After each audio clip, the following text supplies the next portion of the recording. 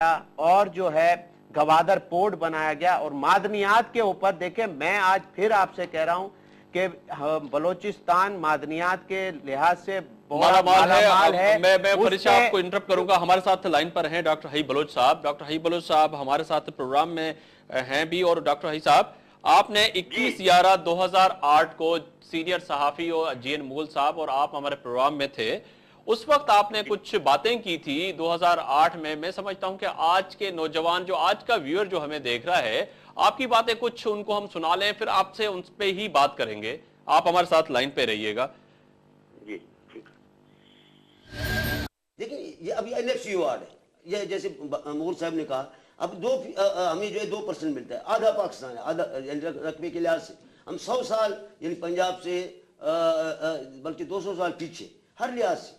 یعنی تعلیمی اداروں کے لحاظ سے، انفراسٹرکچر کے لحاظ سے، انسان کی بنیادی ضرورت، کیونکہ جب آپ کو ایک برابر شہری ایک برابر قوم کی حیثیت سے آپ کے ساتھ رویہ نہیں ہوگا، ایک آقا غلام کا رویہ ہوگا، نوآبادیاتی رویے ہوں گے، ساری ڈیولپمنٹ اس بہانے سے ہوگی کہ ہمیں اس سے کیا ملتا ہے۔ ابھی آپ دیکھیں بلوچستان گیٹ وے، جیو پولیٹیکل امپارٹنس اس ملک کو بلوچستان نے دی ہے، جو اسٹریٹجک امپارٹنس بلوچستان نے دی ہے، اسٹریٹجک ڈیپتھ بلوچستان نے دی ہے۔ آپ دیکھیں یہ جو دھماکے شماکے ہوئے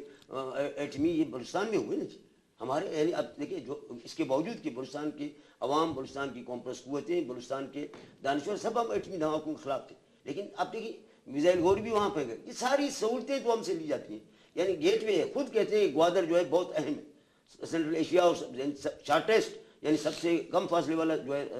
راستہ ہے۔ یہ دکھ اور تکلیف کی بات ہے، اسلام آباد میں تکلیف سمجھتا ہوں پہنچنے کے لیے تو بات پہنچ جاتی ہے، وہاں ہم اسمبلی میں بھی چیختے تھے، میں ہمیشہ یہی کہتا تھا کہ یہ ایک کان سے سنتے دوسرے کان سے اس کو نکال دیتے ہیں، احساس نہیں ہے سر، جذبہ نہیں ہے، احساس نہیں ہے اور طاقت کا گھمنڈ ہے۔ یا ہماری جتنی بھی وسائل ہیں، چاہے زمین کی وسائل ہیں یا معدنی وسائل ہیں، میں نے سونا، تانبا، چاندی، لوہا، یعنی آپ دیکھیں کہ قیمتی ہمارے اثاثے ہیں۔ گیس 1952 سے دریافت ہوا، ابھی تک ہمارے پاس سوئی میں آپ کو ایک بہتر تعلیمی ادارہ جہاں سے یہ گیس دریافت ہوا ہے یہ بکٹی میں نہیں ملے گا آپ کو۔ یہ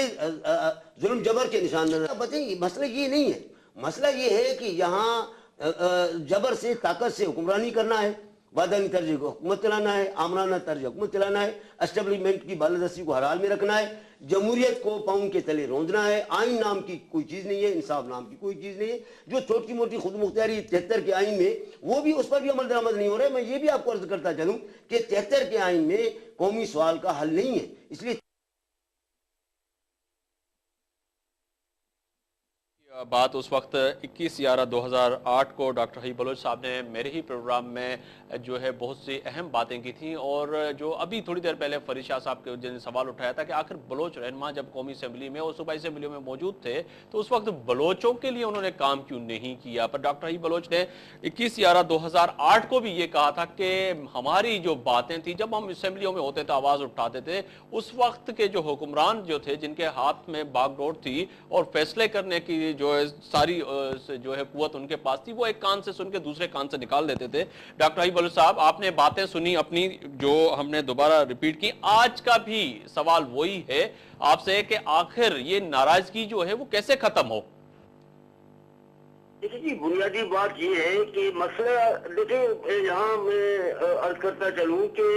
بلوچستان کے ساتھ جو ہے یہ جو قبضہ گیری کی پالیسی ہے یہ 1948 سے چلا آ رہا ہے۔ تاریخی حقیقت یہ ہے کہ بلوچستان انڈو پاک سب کانٹیننٹ کا کبھی حصہ نہیں رہا، اور یہ تاریخی بات ہے کہ دونوں ایوانوں نے، دیوان عام دیوان خاص دونوں نے پاکستان کے خلاف ووٹ دیا تھا کہ ہم اپنا حیثیت میں رہیں گے، ہم پاکستان میں شامل نہیں ہوں گے۔ یہ ریکارڈ ہے، یہ تاریخی بات میں آپ کو بتا رہا ہوں، اور یہی وجہ ہے کہ اپنا مارچ 1948 تک بلوچستان کی اپنی ایک جداگن حیثیت تھی۔ پھر یہ جو قبضہ گیری کا پالیسی ہوا، اس کے بعد بغاوت ہوئی، اور جیسے یہاں ایک دوست نے کہا کہ بھائی آغا عبدالکریم جو تھے وہ ان نے اس کی رہنمائی کی، اس بغاوت کی، وہ وہاں سے سرلٹ چلے گئے۔ یہ پھر کافی عرصہ تک یہ سلسلہ جاری رہا، اور اس کے بعد بھی آپ دیکھیں جو ہے 1958 میں فوجی آپریشن ہوا، 62-63 میں ہوا، 74 में हुआ। डॉक्टर साहब ये तो हकाइक है, ये तो तारीख का हिस्सा बन चुके हैं डॉक्टर साहब। ये एक हकीकत है डॉक्टर साहब, ये तो हकाइक हैं और तारीख का हिस्सा बन चुके हैं, पर अब सवाल ये है तमाम पाकिस्तानियों का जो इस वक्त तमाम बलोचों से प्यार करते हैं, मुहब्बे वतन बलोच जो भी हैं, उनका भी सवाल है कि आखिर ये जो अब सूरत हाल है इसको कैसे हल किया जाए, कौन सा पैकेज हो, क्योंकि अब पाकिस्तान का जो मीडिया है, खासतौर पे तमाम जो अखबार आते हैं, चैनल है, वो भी इस वक्त बलोचों की आवाज को दुनिया तक पहुंचाने में अपना किरदार अदा कर रहे हैं। तो आप रहनुमाओं पे हक बनता है कि इस मसले को कैसे हल किया जाए, ये एक सवाल तो है। मैं इसका जवाब देता हूँ। देखिए जी, ये एक मसला ये है कि यहाँ जैसे आप इस वक्त तक जो मैं आपसे अर्ज कर रहा हूँ, ये 65 साल से बलूचिस्तान कानूनी है, बलूचिस्तान के अवाम गुलाम है, अपने हक हकमियत से महरूम है, अपने वसाइल से महरूम है, अपने साहिल जो है उससे महरूम करने की साजिश हो रही है। ये 770 किलोमीटर और ये जो गैस है, ये सड़क प्रोजेक्ट है, अब रिको डेट पे नजरें लगी है, ये सारे देखिए ना। इससे पहले पथरीगढ़ में जो है बलोच सरजमीन पर कब्जा करने की कोशिश की, पंजाब से लोग लाए गए, ये हकीकत आपको बता रहा हूँ। बलोच साहब रहमान मलिक की बात पे आते हैं, रहमान मलिक की बात पे आते हैं कि रहमान मलिक ने कहा है कि आम माफी का ऐलान जो किया है। मैं इसलिए आपको बैकग्राउंड बता रहा हूँ कि ये तीसरी जो कोशिश हो रही है अब साहिल बलूचिस्तान की हो रही है, ग्वादर जीवनी से लेकर लियारी तक। आप देखिए ये सारी जमीन जो है साहिल की 5 किलोमीटर अंदर की तरफ या फौज के नाम पर है, या नेवी के नाम पर है, एयरफोर्स के नाम पर है, एफसी के नाम पर है, कोस्ट गार्ड के नाम पर है, और जो यहाँ का सबसे बड़ा लैंड माफिया है कराची और पंजाब से उनके नाम पर है। जी तो डॉक्टर साहब एक सवाल था मेरा, डॉक्टर साहब आपसे सवाल है कि रहमान मलिक ने जो इस वक्त मौजूदा हुकूमत का जो इस वक्त तवज्जो है बलूचिस्तान पे है, उन्होंने भी ये ऐलान किया है कि तमाम बलूचिस्तान के जो भी रहनुमा नाराज हैं वो वापस आ जाएं, उनके लिए केसेस खत्म किए जाएंगे। और इसके साथ साथ बलूचिस्तान के लिए इस वक्त जो प्रेसिडेंट है आसिफ अली जरदारी, वो भी उन्होंने भी कहा है कि बलूचिस्तान का जो हुकूक की जो आगाज का किया था पैकेज का, उस पर भी इम्प्लीमेंट की जाए और बलूचों को हकूक दिए जाएं। तो वो क्या समझते हैं कि वो नाकाफी है या इसको आप कैसे समझ रहे हैं? मैं सिर्फ इसके बारे में वाज़ेह बात करूं कि ये देखिए ये बेख्तियार लोग हैं, पूरी पार्लियामेंट बेख्तियार है, सदर हो या वज़ीर आज़म हो, पूरी पार्लियामेंट हो, लेकिन रहमान मलिक की तो कोई हैसियत नहीं है। मतलब ये कि मिलिट्री एस्टेब्लिशमेंट बरसरकार है, पॉलिसियां वो बनाते हैं, पूरा बलूचिस्तान आज भी उनके हवाले। मैं नहीं कहता हूँ ये जो असेंबली में बैठे हुए बलूचिस्तान में सूबे हुकूमत में ये भी कहते हैं कि भाई सारे इख्तियारात एमसी के पास है, फोर्सेज के पास है। आप इस सूरत को क्यों नहीं समझने की कोशिश कर रहे हैं कि ये इनके हाथ में कुछ भी नहीं है, इख्तियारात नहीं है। अलबत्ता इनको लूटने का और प्रोटोकॉल का, माल बदी बनाने का, बैंक बैलेंस बनाने का एक मुकम्मल सहूलत हासिल है। जी बहुत शुक्रिया डॉक्टर हाई बलोच साहब। मैं मेरी बात सुनिए क्योंकि आप बात करना चाहते हैं, तो मैं आपको कहूँ गवर्नमेंट या पूरी पार्लियामेंट, मुझे आप बताएं अगर ये पार्लियामेंट है, ये बेख्तियार पार्लियामेंट नहीं होता तो क्या ये फौज का ही जो बलूचिस्तान में 17 दिसंबर 2005 से जारी आज तक जारी होता? क्या सैकड़ों हजारों की तादाद में लोग पार्लियामेंट की मौजूदगी में, रबर स्टैम्प पार्लियामेंट की मौजूदगी में मावरे आइन कानून लोग लापता हो रहे हैं? 400 से ज्यादा मरफचे लाशें मिली है। अभी कराची में जो है मोहम्मद अकबर खान बुगड़ी शहीद की जो है पोती और मीरा बख्तर खान दोन की एरिया उसकी बेटी को शहीद किया गया। अभी संगत सना उसके साथ 8 लाशें मिली है। जी डॉक्टर साहब मुझे ब्रेक की तरफ जाना है, मुझे डॉक्टर साहब बहुत शुक्रिया, मुझे ब्रेक की तरफ जाना है। डॉक्टर साहब बहुत शुक्रिया, मुझे ब्रेक की तरफ जाना था, नहीं तो आपकी बात यकीनन हम सुनते। आपका बहुत बहुत शुक्रिया कि आपने हमें टाइम दिया। नाज़रीन ब्रेक पे जा रहे हैं, ब्रेक के जब वापस आएंगे तो ताज मंगेश साहब के सामने यही सवाल रखेंगे कि आखिर बलोच रहनुमा जो इस वक्त रूठे हुए हैं उनको कैसे मनाएं। और आपकी अंदाज में डॉक्टर हाई बलोच अपने उन दुखी दास्तानों को सुना रहे थे, पर हमने कोशिश की, अगर हमारे पास यकीनन ही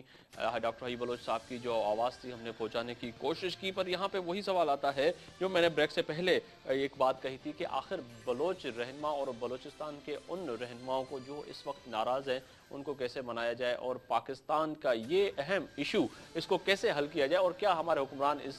इशू को संजीदगी की तरीके से क्यों नहीं लेते और क्यों नहीं हल करते। यही सवाल मैं ताज मंगेश साहब आपसे ही करने वाला था कि आखिर ऐसे रहनुमाओं को जो इस वक्त नाराज हैं उनको कैसे मनाया जाए। बिस्मिल्लाहिर्रहमानिर्रहीम। बलूचिस्तान का مسئلہ نہیں بلکہ مسائل، بلوچستان کے مسائل، بلوچ بھائیوں کے بہت زیادہ مسائل. میں اس وقت بہت چھوٹا تھا کہ اس وقت سے جتنی بھی حکومت آئی ہیں، اور حکومتوں میں چاہے وہ جمہوری حکومت ہے چاہے وہ فوجی حکومت ہے، لیکن بلوچوں کے، بلوچ بھائیوں کے جو مسائل ہے، ان کی جو محرومی ہے، ان کے ساتھ جو زیادتی ہے، وہ کسی غیر نے نہیں کیا. وہ اسی ملک کے با اختیار لوگوں سے ہوا ہے. کوئی غریب پاکستان کا کسی اور جگہ سے جا کے بلوچوں کے ساتھ زیادتی نہیں کیا، بلکہ یہی حکمرانوں نے، یہی ایجنسیوں نے بلوچستان کے ساتھ جو ناانصافی کی ہے اور کرتے آئے ہیں. میں سمجھتا ہوں کہ اس مسئلوں سے، اس مسائل سے بین الاقوامی سازش بھی اختیار ہوئی ہے کہ اگر غیر ملکوں میں بین الاقوامی سازش تیار ہوتی ہے، وہ اس لیے تیار ہوتی ہے کہ بلوچوں کی محرومی جو ہے، ان کے ساتھ جو زیادتی ہے، ان سے فائدہ اٹھایا جائے. تو یہ فائدہ، سوال بنتا ہے کہ ہمارے حکمران اور اس ملک میں با اختیار ایجنسیاں وہ کیوں نہیں سوچتی کہ یہ ہمارے بھائی ہیں، یہ ہمارے ملک کا حصہ ہے، یہ اس ملک کے رہنے والے ہیں. شروع سے پاکستان بنتے وقت سن 1947 میں، اس سے پہلے، اس کے بعد انہوں نے کوئی غداری ثابت نہیں کیا کہ پاکستان سے انہوں نے محبت نہیں کی ہے. فتح صاحب، اب ایک سوال تو پیدا ہوتا ہے کہ کیا 4 سال اس جمہوری حکومت کو ہو گئے ہیں اور پاکستان پیپلز پارٹی، عوامی نیشنل پارٹی، متحدہ قومی موومنٹ اور پاکستان مسلم لیگ نون، پاکستان مسلم لیگ کاف اور ایسی جماعتیں جو اس وقت ایوانوں میں بیٹھی ہوئی ہیں، آپ کیا سمجھتے ہیں کہ ان کو بھی بلوچستان پہ توجہ دینی چاہیے تھی؟ کیا توجہ کیوں نہیں دی؟ ایک یہ بھی ایک سوال ہے کہ کیا صرف اعلانات ہوئے اور بلوچستان کے لیے کوئی کام نہیں ہوا؟ ہاں، یہی بات ہے کہ اعلانات ہوتے ہیں، اور اب اس وقت جو یہ لوگ کچھ زیادہ بڑھ چڑھ کے حصہ لینا چاہتے ہیں یا اعلانات کرتے ہیں، اس کا مقصد تو واضح ہے کہ سمجھ میں آتا ہے کہ یہ لوگ یہ کوشش کر رہے ہیں کہ آنے والے الیکشن کا فائدہ اٹھایا جائے. لیکن جہاں تک بلوچستان کی ناراض بھائیوں کی جو بات ہے، وہ اس بات سے پہلے ہی خبردار کر رہے ہیں کہ ہم ان باتوں میں نہیں آئیں گے، اس لیے کہ ہم نے بار بار آزمایا ہے، بار بار دیکھا ہے کہ ہمارے ساتھ اعلانات تو ہوتے ہیں، وعدے کیے جاتے ہیں، لیکن یہ کہ کوئی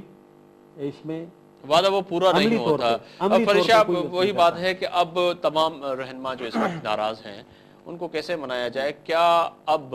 جو سوال اٹھ رہا ہے بلوچستان کی علیحدگی کا، کیا سمجھتے ہیں یہ آخر کہاں ختم ہو گئی؟ نہیں، میں تو یہ دیکھ رہا ہوں کہ یہ بین الاقوامی سازش ہو رہی ہے ہمارے لیے. اور اب ہماری جو یہ امریکن کانگریس میں جو ایک قرارداد، کون نشاندہی کرے گا بین الاقوامی سازش؟ تو سب تمام کو، آپ رہنما کہہ اب دیتے میں ہیں کہ آج جی آپ کو بیرون بتاؤں، ملک کے ہاتھ ہے. اور ان کا جو اب بلوچستان کا جو ایشو سائیں نے بھی فرمایا، میں سمجھ